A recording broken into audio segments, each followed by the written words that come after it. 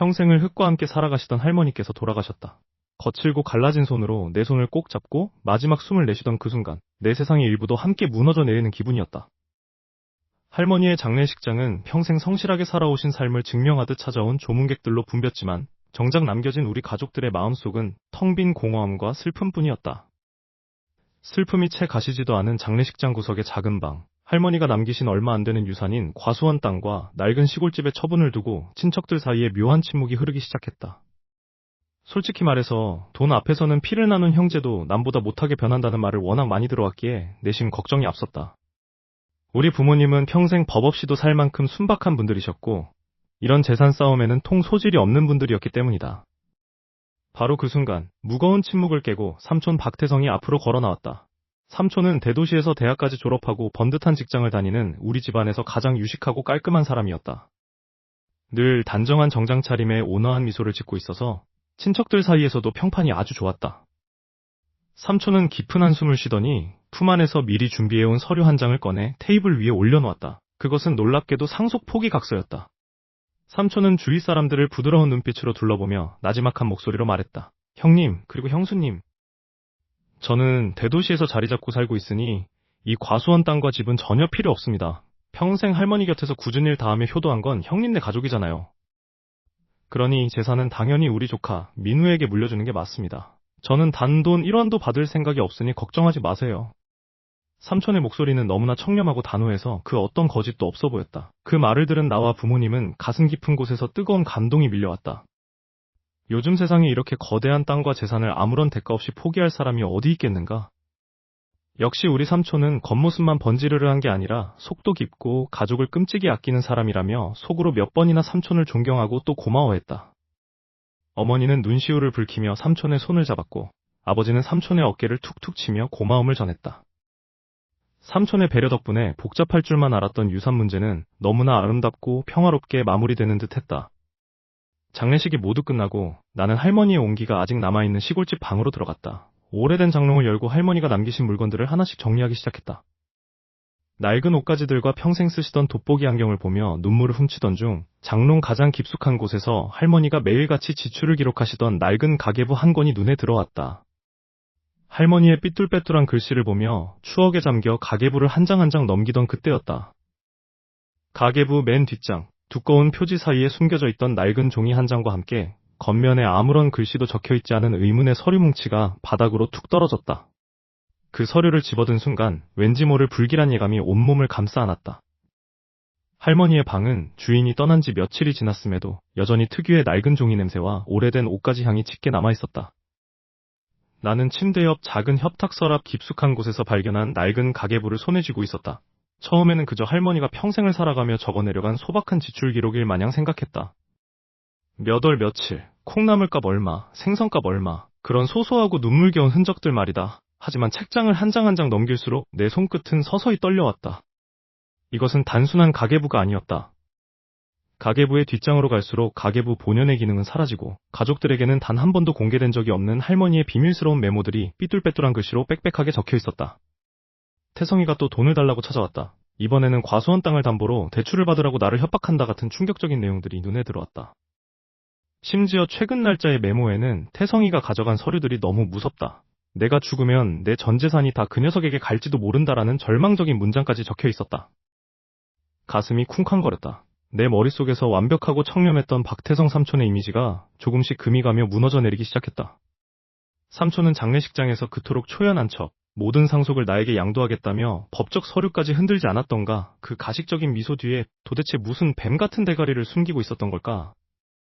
나는 차오르는 분노와 혼란스러움을 간신히 억누르며 가계부를 품속 깊이 숨겼다. 그때 방문 너머로 발걸음 소리가 들렸다. 삼촌이었다. 박태성 삼촌은 최근 들어 지나치게 상속 절차를 서둘러 마무리 지으려 안달이 나 있었다. 변호사 사무실을 들락날락하며 나와 우리 부모님 주변을 끊임없이 맴돌았고 하루에도 몇 번씩 서류에 도장을 찍었냐며 은근히 압박을 가해왔다. 삼촌은 내 방문을 살짝 열고는 특유의 인자한 목소리로 말했다. 민우야, 할머니 물건 정리하느라 고생이 많구나. 마음 아프겠지만 살아있는 사람들은 또 힘을 내야지. 법무사 통해서 상속 포기각서랑 과수원 명의 이전 서류 다 준비해놨으니까 내일 아침에 바로 도장 찍고 끝내자꾸나. 할머니도 하늘에서 내가 빨리 안정 잡기를 바라실 거야. 그 목소리가 너무나도 부드러워서 방금 내가 읽은 할머니의 글씨들이 환각이었나 싶을 정도였다. 나는 간신히 표정을 관리하며 네, 삼촌, 신경 써주셔서 감사해요라고 대답했다. 삼촌은 내 어깨를 툭툭 두드리고는 만족스러운 듯 미소를 지으며 방을 나갔다. 그날 밤 사방이 적막에 잠긴 새벽이었다. 목이 말라 물을 마시려고 조심스럽게 방문을 열고 거실로 나왔을 때 저 멀리 현관문 밖 마당 쪽에서 쉼없이 들려오는 낮은 숨소리와 말소리가 내 발걸음을 멈추게 했다. 삼촌의 목소리였다. 이 심야에 누구와 통화를 하는 걸까? 호기심과 불길한 예감이 동시에 엄습해 나는 어둠 속에 몸을 숨기고 삼촌의 목소리에 귀를 기울였다. 삼촌은 담배를 태우며 로펌 변호사로 추정되는 인물과 아주 은밀하고 독대하듯 통화를 나누고 있었다. 김 변호사, 나야. 어차피 형님이랑 민우 그 멍청한 녀석들은 내가 상속 포기하는 척하니까 완전히 속아 넘어갔어. 내일 도장만 찍으면 과수원 땅 밑에 묻힌 진짜 유산은 전부 내 명의로 세탁되는 거지? 법적으로 문제없게 서류 완벽하게 꾸며놔. 노인네가 죽기 전에 뭘 알고 숨겨놨을지도 모르니까 철저하게 확인하고 어둠 속에서 삼촌의 붉은 담뱃재가 타들어갈 때마다 내 세계도 함께 무너져 내리는 것 같았다. 낮에 그 인자했던 삼촌은 어디에도 없었다. 수화기 너머로 들려오는 음모와 할머니의 유산을 독차지하려는 추악한 탐욕의 실체가 내 귀에 아주 생생하고 똑똑하게 박혀왔다. 삼촌의 그 지나치게 서두르는 태도가 내 마음속에 작은 가시처럼 걸려 있었다. 할머니가 돌아가신 지 얼마 되지도 않았는데 유산 상속 절차를 마치 군사작전이라도 하듯 재촉하는 박태성 삼촌의 모습은 아무리 좋게 보려고 해도 어딘가 부자연스러웠다. 민우야, 할머니가 남기신 마지막 뜻을 빨리 정리해야 영면하실 수 있단다.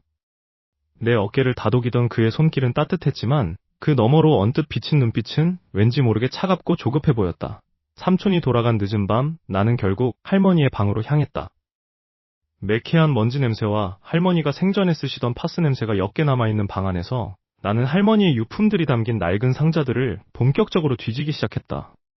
단순한 가계부 속에 숨겨져 있던 의문의 메모들을 보고 난 후라 내 손끝은 미세하게 떨리고 있었다. 상자 깊숙한 곳, 낡은 보자기 안에서 묵직한 서류 뭉치가 나왔다. 그것은 할머니의 병원 진료 기록과 법적 대리인 지정 서류들이었다. 서류의 날짜들을 하나씩 확인하던 나는 순간 숨을 멎을 수밖에 없었다. 할머니의 치매 증상이 본격적으로 시작되었을 무렵의 기록들이 고스란히 담겨 있었다. 의사의 진단서에는 인지능력 현저히 저하, 의사결정 능력 결여라는 단어가 붉은 글씨처럼 선명하게 박혀 있었다. 하지만 내 눈을 의심하게 만든 것은 바로 그 뒤에 첨부된 법적 대리인 지정 서류였다. 할머니가 정상적인 사고를 전혀 할 수 없었던 그 심신미약 상태의 시기에 누군가 할머니를 대신해 모든 법적 권한을 행사할 수 있도록 대리인을 지정해둔 것이다. 가슴이 쿵쾅거리며 내려앉았다. 누군가 의도적으로 할머니의 아픈 상태를 이용해 유언장을 조작했을 가능성이 단순한 의심에서 확신으로 바뀌는 순간이었다. 말도 안 돼. 대체 누가 이런 짓을... 방 안의 정적 속에서 내 거친 숨소리만이 크게 울려 퍼졌다. 겉으로는 그토록 청렴하고 조카인 나를 위하는 척했던 삼촌의 얼굴이 머릿속을 스쳐 지나갔다. 설마 아니겠지? 내 가정을 가장 아끼던 그 다정한 삼촌이 그랬을 리가 없다고 스스로를 다잡으려 했지만 손에 쥔 서류는 거짓말을 하지 않고 있었다. 나는 마른 침을 삼키며 서류를 더 깊이 샅샅이 파고들었다. 조사를 이어가던 내 손끝이 한 장의 서류에서 완전히 굳어버렸다. 할머니 명의로 발급된 인감증명서와 위임장 서류들이었다. 그리고 그 서류들의 하단, 대리인 신청란과 모든 행정 절차의 주도자로 적힌 이름은 다름 아닌 박태성, 내 삼촌의 이름이었다. 할머니의 낡은 가계부를 손에 쥔 내 손이 미세하게 떨리고 있었다. 겉보기에는 그저 매일의 반찬거리와 약값이 적힌 평범한 공책이었지만 빳빳하게 바랜 종이의 질감 속에는 무언가 이질적인 두께감이 느껴졌다. 방 안의 공기는 기이할 정도로 고요했고 가구 틈새로 스며드는 오후의 햇살조차 마치 숨을 죽인 것 같았다. 나는 가계부의 맨 뒷장을 조심스럽게 만져보았다. 두꺼운 마분지로 된 표지 사이에 아주 미세하게 벌어진 틈이 보였다. 심장이 쿵쾅거리며 귓가를 때리기 시작했다. 손톱 끝으로 그 틈을 벌리자 풀칠이 떨어지는 서글픈 소리와 함께 숨겨져 있던 종이 뭉치가 모습을 드러냈다. 그것은 할머니가 직접 비뚤비뚤한 글씨로 남긴 진짜 유언장이었다. 내 모든 재산은 자식들의 욕심대로가 아닌 정당하게 나누어져야 한다. 글자 하나하나마다 할머니가 살아생전 느꼈을 외로움과 두려움이 묻어나는 것 같아 목이 메어왔다. 하지만 충격은 여기서 끝이 아니었다. 진짜 유언장 서류 안쪽에는 빛바랜 도장이 찍힌 또 다른 두꺼운 서류 봉투가 들어있었다. 봉투를 열어 내용물을 꺼낸 순간 나는 내 눈을 의심할 수밖에 없었다. 그것은 다름 아닌 서울 강남의 금싸라기 땅에 들어설 예정인 재개발 아파트의 분양권 서류였다. 현재 가치로만 좋기 수십억 원은 호가하는 할머니의 명의로 된 비밀 재산이었다. 머릿속이 하얘지면서 그동안 박태성 고모부가, 아니 박태성 숙부가 했던 행동들이 주마등처럼 스쳐 지나갔다. 그는 상속 포기각서를 장황하게 쓰며 세상에서 가장 청렴하고 배려심 깊은 사람인 척 연기를 했었다. 나에게 과수원 땅과 낡은 시골집을 흔쾌히 양보하겠다며 내 어깨를 토닥이던 그 가식적인 미소. 그 모든 것은 그저 눈속임에 불과했던 것이다. 수십억 원에 달하는 거대한 강남 아파트 분양권을 혼자 독차지하기 위해 우리 가족의 눈을 가릴 미끼로 겨우 시골 과수원 땅을 던져준 셈이었다. 철저하게 계산된 사기극이었다. 어떻게 사람이 이럴 수가 있어? 배신감과 분노가 가슴 깊은 곳에서부터 뜨겁게 치밀어 올랐다. 할머니가 치매로 정신이 희미해져 갈 때 그 곁에서 온갖 다정한 척을 하며 서류를 조작했을 그의 추악한 얼굴이 떠올라 소름이 돋았다. 나는 부들부들 떨리는 손으로 분양권 서류의 세부 조항들을 한 장 한 장 넘겼다. 그의 완벽한 범죄를 증명할 단서를 찾아내기 위해 눈을 번뜩이며 글자들을 쫓았다. 그리고 마공 서류의 맨 마지막 페이지, 최종 소유주 권리 변동 내역이 적힌 란에 시선이 멈추었다. 순간 심장이 쿵 내려앉으며 숨이 턱 막혔다. 서류의 가장 하단, 붉은색 인감도장이 선명하게 찍힌 실소유주 명의란에는 내가 생각했던 할머니의 이름이 정자체로 적혀있지 않았다. 법적 절차가 이미 완벽하게 마무리되었다는 것을 증명하듯 그곳에는 아주 낯익고도 증오스러운 이름 3글자가 또렷하게 박혀있었다. 실소유주 명의 변경 완료, 박태성. 이미 모든 것은 그의 소나기에 넘어가 있었다. 손에 쥔 서류 봉투가 마치 불덩이라도 된 것처럼 뜨거웠다. 할머니의 진짜 유언장, 그리고 수십억 원에 달하는 강남 재개발 아파트 분양권 서류. 이 종이 몇 장에 담긴 진실이 너무 무거워서 숨이 턱 막혔다. 그동안 우리 가족 앞에서는 세상에서 가장 청렴하고 자애로운 숙부 행세를 했던 박태성. 조카인 나에게 과수원 땅을 양보하겠다며 선언하던 그 위선적인 얼굴이 떠오르자 온몸의 피가 거꾸로 솟는 것 같았다. 나는 더 이상 참을 수 없었다. 이 두꺼운 기만의 벽을 내 손으로 직접 깨부숴야 했다. 나는 곧장 박태성의 집으로 향했다. 벨을 누르고 문이 열리자 그는 평소처럼 고급스러운 실내복을 입고 은은한 차 향기를 풍기며 나를 맞이했다. 어라, 민우구나. 이 시간에 연락도 없이 어쩐 일이냐? 밖이 많이 춥지? 들어오너라. 그의 목소리는 여전히 다정했고 눈빛은 지적인 신사의 그것이었다. 하지만 내 눈에는 그 모든 것이 징그러운 가면으로 보였다. 나는 거실 한복판에 서서 그가 내미는 찻잔을 거부하고 품고 있던 서류 봉투를 테이블 위에 거칠게 내던졌다. 탁 하는 날카로운 소리가 조용한 거실을 울렸다. 이게 다 뭐예요, 삼촌? 설명해보세요. 내 목소리는 가늘게 떨렸지만 분노로 가득 차 있었다. 박태성은 흠칫 놀란 듯 눈을 깜빡이더니 이내 차분하게 서류들을 하나씩 꺼내 읽기 시작했다. 서류를 넘기는 그의 손가락에는 한치의 흔들림도 없었다. 한참을 들여다보던 그가 천천히 고개를 들었다. 그 순간 내 심장이 덜컥 내려앉았다. 늘 따뜻하게 빛나던 그의 눈빛이 순식간에 얼음장처럼 차갑게 굳어 있었다. 입꼬리가 묘하게 올라가며 짓는 그 미소는 내가 평생 알던 숙부의 모습이 아니었다. 완전히 다른 사람. 아니, 한 마리의 뱀 같았다. 어디서 이런 걸 찾아냈는지 모르겠다만 민우야, 네가 큰 오해를 하고 있구나. 박태성은 서류를 보기 좋게 정리해 테이블 위에 툭 내려놓았다. 오해라고요? 할머니가 치매로 제정신이 아닐 때 법적 대리인 자격을 가로채서 유언장을 조작하셨잖아요. 우리 가족한테는 그깟 과수원 땅 떼어주면서 생색내고 뒤로는 강남 아파트 분양권을 통째로 삼키려고 하셨던 거 모를 줄 알았어요? 어떻게 할머니한테, 그리고 우리한테 이럴 수가 있어요. 소리를 지르는 내 뺨으로 억울함과 배신감의 눈물이 흘러내렸다. 하지만 박태성은 눈 하나 깜짝하지 않았다. 오히려 한숨을 푹 쉬며 나를 한심하다는 듯이 바라보았다. 민우야, 세상이 그렇게 단순한 게 아니란다. 법적으로는 아무런 문제가 없어. 모든 절차는 합법적으로 진행되었고 서류상의 서명과 날인도 모두 완벽하지. 네가 이 종이 쪼가리 몇 장을 들고 법원에 가든 경찰에 가든 달라질 건 아무것도 없단다. 자꾸 이렇게 무례하게 굴면 삼촌으로서도 더 이상 참아주기 힘들구나. 피곤하니 그만 네 집으로 돌아가라. 그는 아주 당연한 권리를 주장하듯 차가운 목소리로 나를 기만했다. 그리고는 내 팔을 붙잡아 거실 밖으로 거칠게 밀어냈다. 현관문 밖으로 밀려나는 순간 등 뒤로 차가운 바람이 들이치는 것 같았다. 박태성은 문고리를 잡은 채 마지막으로 나를 내려다보며 뼈를 찌르는 듯한 비웃음을 날렸다.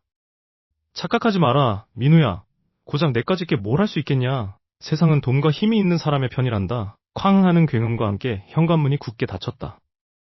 어두컴컴하고 텅 빈 복도에 나 혼자 덩그러니 남겨졌다. 발밑이 푹 꺼지는 듯한 지독한 무력감이 온몸을 덮쳐왔다. 그가 친 거대한 사기극의 그물망 앞에서 나는 아무것도 할 수 없는 나약한 존재에 불과했다는 사실에 가슴이 찢어질 듯한 절망감이 밀려왔다. 박태성의 집에서 쫓겨나다시피 나온 내 머릿속은 온통 폭풍이 몰아치는 것 같았다. 그의 차가운 미소와 법대로 해라라며 비웃던 목소리가 귓가에 쟁쟁하게 맴돌았다. 평생을 존경해온 삼촌의 가면 뒤에 숨겨진 추악한 본색을 마주한 충격은 쉽게 가라앉지 않았다. 모든 것이 끝났다고 생각했다. 법적으로 완벽하게 덫을 놓아둔 박태성을 상대로 내가 할 수 있는 일은 아무것도 없는 것처럼 느껴져 무력감이 온몸을 덮쳤다. 터덜터덜 할머니의 오래된 집으로 돌아와 멍하니 방 한구석에 앉았다. 방 안에는 여전히 할머니가 쓰시던 살구향 짙은 분말 냄새와 오래된 종이 냄새가 은은하게 남아있었다. 눈물이 왈칵 쏟아질 것만 같아 눈을 질끈 감았다가 책상 위에 덩그러니 놓인 할머니의 가계부를 다시 붙잡았다. 마지막으로 할머니의 온기를 느끼고 싶어서였을까? 나는 가계부 한 장 한 장을 천천히 넘기기 시작했다. 그런데 맨 뒷장을 넘기던 순간 딱딱한 표지 안쪽에 볼펜으로 꾹꾹 눌러 쓴 의문의 숫자들이 눈에 들어왔다. 할머니의 투박하지만 정갈한 글씨체였다. 0412요. 단순한 날짜 같기도 한 그 번호를 보는 순간 심장이 쿵쾅거리기 시작했다. 직감적으로 무언가 있다는 생각이 들었다. 나는 곧장 안방장롱 깊숙한 곳에 숨겨져 있던 할머니의 오래된 소형금고 앞으로 기어갔다. 손끝이 가늘게 떨렸다. 탁탁탁. 번호를 맞추고 레버를 돌리자 둔탁한 철제 소리와 함께 금고문이 스르륵 열렸다. 금고 안은 생각보다 비어 있었다. 낡은 통장 몇 개 사이로 전혀 어울리지 않는 인공적인 물건 하나가 덩그러니 놓여 있었다. 검은색의 아주 작은 USB 메모리였다. 기계와는 거리가 멀었던 할머니가 이런 것을 금고 가장 깊은 곳에 보관해 두셨다니 온몸에 소름이 돋았다. 나는 곧바로 노트북을 켜고 USB를 연결했다. 마우스 커서를 움직여 폴더를 클릭하는 순간 내 눈을 의심할 만한 문서 파일들이 화면 가득 쏟아져 나왔다. 그것은 단순한 가계 기록이 아니었다. 박태성이 대기업 임원으로 재직하던 시절 회사의 공금을 조직적으로 횡령한 상세한 회계 장부와 다른 사람의 이름을 빌려 불법으로 거래한 차명 주식 내역이 날짜별로 고스란히 박혀 있었다. 심지어 거래 체결 영수증과 박태성의 서명이 찍힌 내부 문서까지 스캔되어 있었다. 화면을 내려갈 때마다 손이 벌벌 떨렸다. 강남 아파트 분양권 정도가 아니었다. 이건 박태성이라는 인간의 사회적 생명을 완전히 끊어버릴 수 있는 말 그대로 메가톤급 폭탄이었다. 그 잘나고 도도하던 박태성이 그토록 감추고 싶어 했던 가장 더러운 치부가 여기 전부 모여 있었다. 모니터의 푸르스름한 빛이 어두운 방 안을 비추는 가운데 나는 비로소 깨달았다. 할머니는 치매 증상이 오기 전부터 이미 박태성의 끝없는 탐욕과 추악한 비밀을 전부 알고 계셨던 것이다. 그리고 자신이 떠난 후 그 탐욕이 가족들을 집어삼킬 때를 대비해 그를 완벽하게 파멸시킬 가장 치명적이고 결정적인 무기를 오직 나에게 남겨두었던 것이다. 손이 덜덜 떨렸다. 주머니 속 USB의 딱딱한 감촉만이 내가 붙잡을 수 있는 유일한 현실이었다. 할머니의 금고에서 나온 이 작은 칩 안에는 박태성 고모부, 아니 그 인간이 대기업 임원이라는 가면 뒤에 숨겨온 추악한 범죄 기록들이 전부 들어있었다. 공금 횡령, 차명 주식 거래, 그리고 우리 가족을 속이고 할머니의 재산을 통째로 가로채려 한 증거까지. 나는 오늘 이 자리에서 그 가면을 찢어발기겠다고 다짐하며 친척들이 모두 모인 거실 문을 열었다. 엄마, 아빠, 그리고 삼촌 고모들, 다들 제 말 좀 들어보세요. 박태성 고모부가 어떤 사람인지 우리 가족한테 무슨 짓을 저질렀는지 다 알으셔야 해요. 내 목소리가 거실을 울리자 화기애애하던 공기가 순간 얼어붙었다. 나는 떨리는 손으로 노트북을 켜고 USB를 연결했다. 화면에 횡령 서류와 차명 계좌 내역이 선명하게 떠올랐다. 내 심장은 금방이라도 터질 것처럼 가쁘게 뛰었다. 이제 다 끝났다. 그런 생각을 했다. 하지만 내 예상은 보기 좋게 빗나갔다. 화면을 본 아버지는 얼굴이 하얗게 질려 나를 거칠게 잡아 끌었다. 민우야, 너 지금 미쳤어? 이게 무슨 짓거리야? 당장 화면 안 꺼? 아빠 이거 보세요. 이 인간이 회사 돈 빼돌리고 할머니 강남 아파트 분양권까지 숨겼다고요? 우리한테 준 과수원은 그냥 미끼였어요. 그만해, 이 철없는 놈아. 아버지는 내 손에서 노트북을 강제로 빼앗아 덮어버렸다. 어머니는 눈물을 글썽이며 내 팔을 붙잡고 애원하듯 말했다. 민우야, 제발 그만해. 태성 고모부가 우리 집안의 기둥이야. 너 대기업 임원을 상대로 이런 말도 안 되는 모함을 하면 너 정말 큰일 나. 제발 삼촌한테 사과드려. 삼촌이 널 어떻게 생각하시는데? 부모님의 눈빛 속에는 거대한 권력에 대한 두려움과 감히 그 벽을 건드렸다가 집안이 풍비박산 날지도 모른다는 공포가 서려 있었다. 피부치인 부모님조차 진실이 아닌 현실에 힘 앞에 무릎을 꿇은 것이다. 가슴이 찢어지는 것 같았다. 그때 소파에 가만히 앉아 상황을 지켜보던 박태성이 천천히 자리에서 일어났다. 그의 얼굴에는 당황한 기색이 전혀 없었다. 오히려 너무나 차분하고 안타까움이 가득한 표정을 지으며 나를 바라보았다. 그 철저한 위선에 소름이 돋았다. 형님, 처형, 너무 미누나무라지 마세요. 제가 부족한 탓입니다.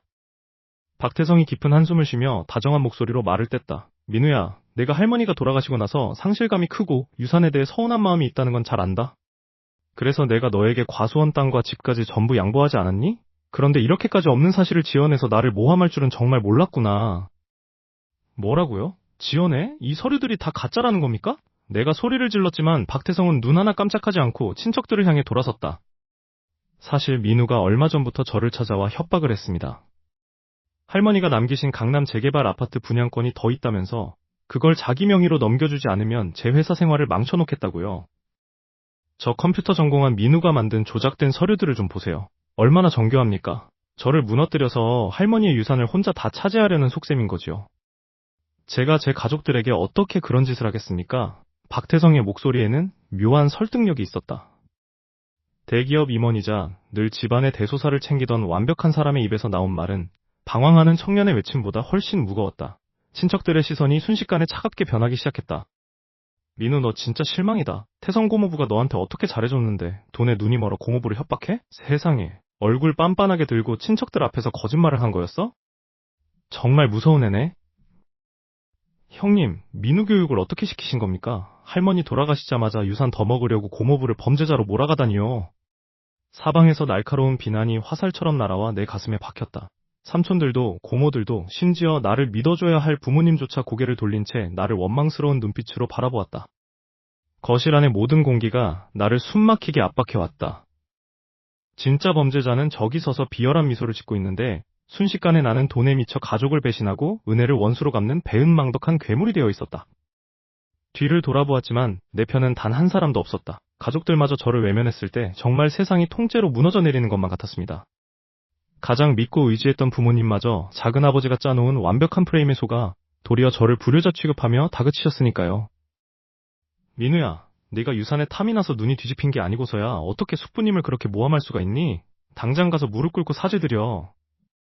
어머니의 그 실망 가득한 눈빛과 아버지를 향한 배신감은 가슴에 깊숙이 비수처럼 꽂혔습니다. 하지만 저는 결코 포기할 수 없었습니다.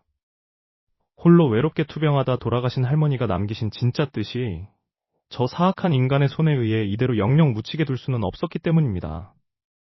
고립무원, 그야말로 철저히 혼자가 된 기분이었지만 저는 바지 주머니 속에 묵직하게 들어찬 할머니의 오래된 금고 속 비밀을 손으로 꽉 움켜쥐었습니다. 차가운 금속의 감촉이 손바닥을 타고 전해지자 가빠르던 숨이 조금씩 차분해졌습니다. 내가 여기서 멈춘다면 평생을 자식들을 위해 헌신하며 눈물을 흘리셨던 할머니의 영혼은 영영 눈을 감지 못하실 터였습니다. 저는 입술을 피가 날 정도로 꽉 깨물며 홀로 싸우기로 결심했습니다. 드디어 공식적인 상속 절차와 유언장 검인이 진행되는 날이 밝았습니다. 서울 법조타운의 한 대형 법무법인 회의실은 무거울 정도로 가라앉은 정적만이 감돌고 있었습니다.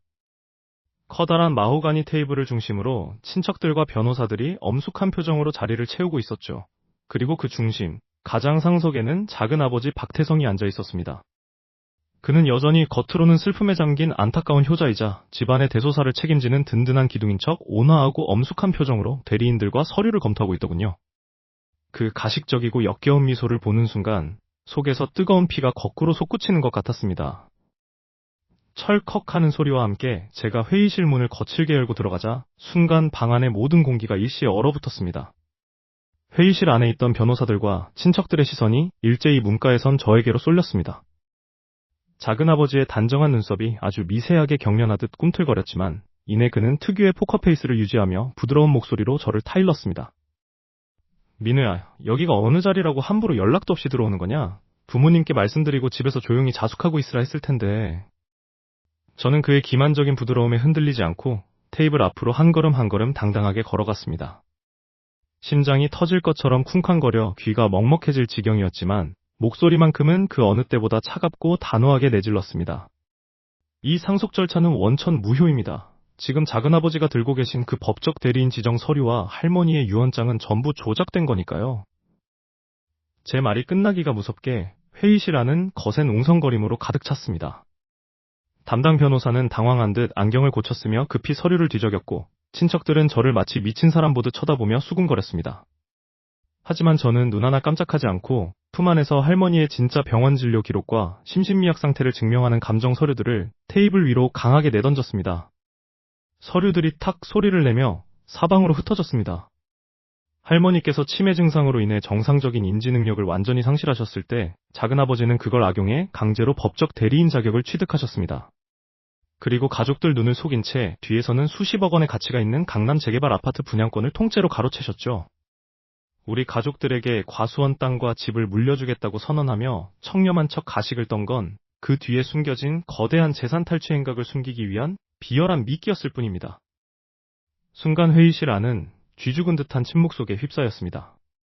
평소 얌전하고 고분고분하던 조카의 입에서 터져나온 구체적인 금액과 재개발 아파트라는 단어에 친척들의 눈빛이 걷잡을 수 없이 흔들리기 시작했습니다. 언제나 완벽하고 여유롭던 박태성의 얼굴에서 드디어 그 두꺼운 가면이 쩍쩍 균열을 일으키며 무너지기 시작하더군요. 그의 세련된 미간이 흉측하게 일그러졌고 눈빛은 금방이라도 사람을 죽일 듯 살기등등하게 변했습니다. 네 이놈, 민우야. 감히 어른들 앞에서 어디서 그런 말도 안 되는 유언비어를 퍼뜨리는 거냐? 당장 나가지 못해.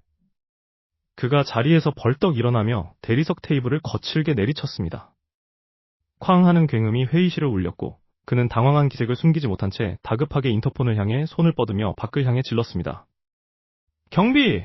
당장 경비원을 불러서 이 미친놈 끌어내! 당황한 박태성이 경비원을 부르려는 순간 민우는 횡령 증거가 담긴 USB를 꺼내들며 마지막 경고를 날린다. 부르세요, 작은아버지. 마음대로 부르시라고요. 하지만 이 안에 작은아버지가 대기업 임원으로 재직하면서 저지른 회사 공금 횡령 내역과 차명 주식 거래 증거가 고스란히 담겨 있다는 걸 아셔야 할 겁니다. 과연 이곳에 경비원이 먼저 도착할까요? 아니면 서울중앙지검 검사들이 먼저 들이닥칠까요? 내 손에 쥐어진 이 작은 USB 하나에 우리 집안의 모든 운명이 걸려 있었다. 손바닥에 닿는 알루미늄의 차가운 촉감이 마치 얼음 송곳처럼 내 심장을 찔러오는 것 같았다. 화면 속에서 깜빡이는 수십 개의 엑셀 파일과 스캔된 계약서들. 그것은 박태성 고모부가 대기업 임원이라는 화려한 가면 뒤에서 저지른 추악한 범죄의 기록들이었다. 수십억 원의 회사 공금 횡령, 그리고 타인의 명의를 도용한 불법 주식 거래 내역까지. 할머니는 치매로 정신이 흐려지기 전부터 이 모든 것을 알고 계셨던 거다. 당신의 아들이 저지른 죄를 덮어주기 위해, 그리고 동시에 그 폭주를 막기 위해 이 마지막 브레이크를 금고 깊은 곳에 숨겨두셨던 것이 분명했다. 이 버튼 하나만 누르면, 아니 이 자료를 검찰과 언론에 전송하기만 하면 모든 상황은 끝난다. 할머니의 진짜 유산인 강남 재개발 아파트 분양권을 빼앗아가려던 박태성의 계획은 산산조각이 날 것이고 그는 사회적으로 완벽하게 매장당할 것이다. 늘 신사적인 척, 법대로 하자며 나를 비웃던 그 오만한 얼굴이 절망으로 일그러지는 모습을 상상하자 가슴속 깊은 곳에서 알 수 없는 희열이 치밀어 올랐다. 그는 감옥에 갈 것이고 내가 그토록 되찾고 싶었던 정의는 실현될 터였다. 하지만 그 승리의 대가가 너무나도 잔혹하다는 것이 내 발목을 잡았다. 이 USB가 세상에 공개되는 순간 박태성 한 사람만 파멸하는 것이 아니었다.